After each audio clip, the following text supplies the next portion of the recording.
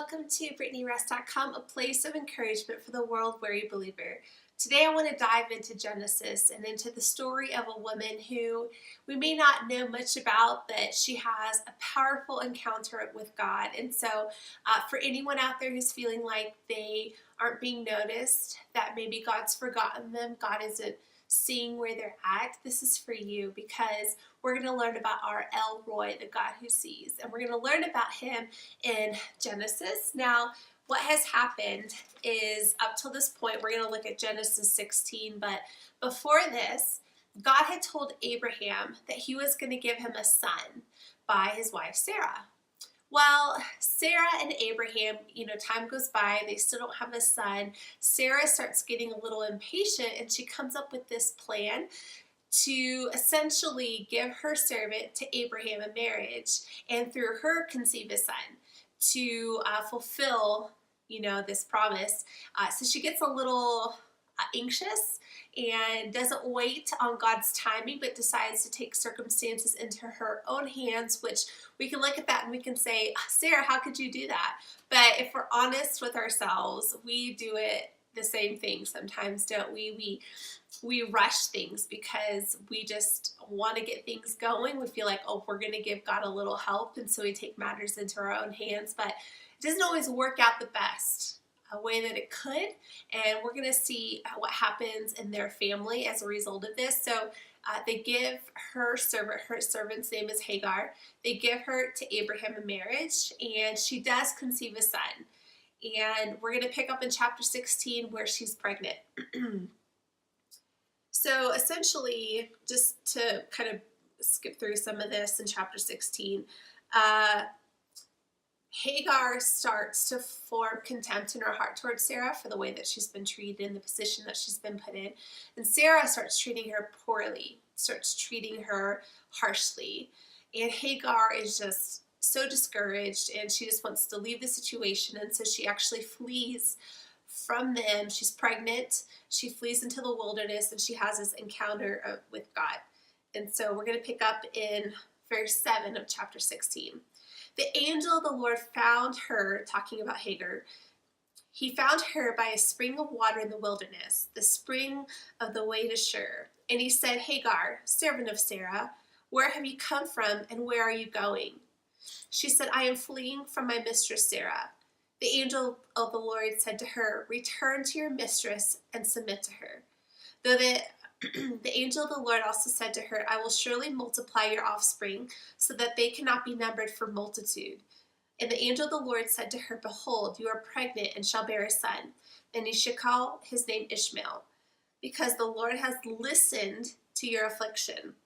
He shall be a wild donkey of a man, his hand against everyone and everyone's hand against him, and he shall dwell over against all his kinsmen. And this is what I want for us to really tune into. It's this verse. It's chapter 16, verse 13. So she called the name of the Lord who spoke to her, you are a God of seeing. For she said, truly here I have seen him who looks after me.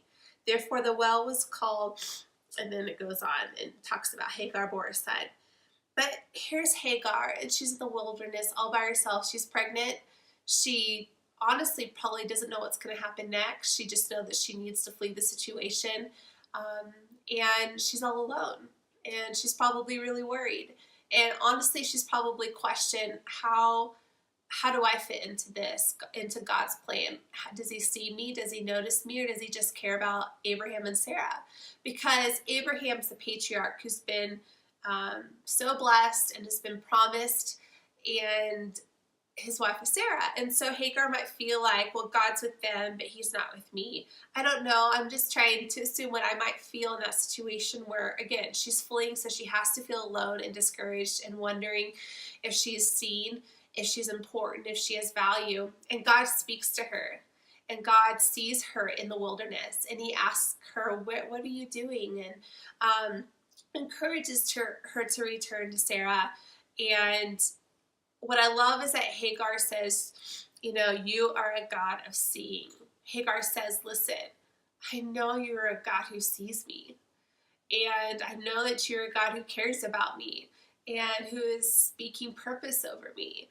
And she says, truly here I have seen him who looks after me. Hagar fled into the wilderness, feeling alone and discouraged and forgotten, and she had an encounter with her God that made her feel like she was seen, and she knew that God looks after her, and that name for God is El Roi. So if you're in a place where you're feeling unseen and forgotten and wondering if God cares or notices, call out to El Roi, the God who sees you. And if you're struggling with that, I just want to encourage you. I've honestly been feeling this at times as well, and so this really spoke to me. And I want to encourage you that it doesn't matter what you did or where you come from or where you're fleeing to. It doesn't matter how far you run. God sees you. He knows your comings and your goings. There's nowhere you can run that He will not see you. And He does see you. It may not feel that way, but God sees you, and He sees your hurt and your pain and your loneliness.